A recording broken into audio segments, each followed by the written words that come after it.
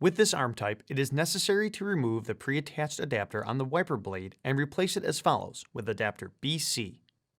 Identify the release tabs on the pre-attached adapter. Hold the blade with one hand. With your other hand, squeeze the two release tabs together simultaneously.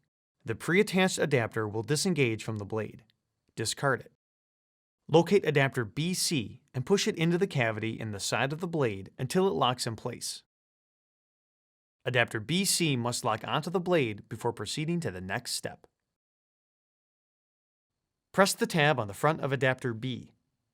Lift shim C off of adapter B and discard it.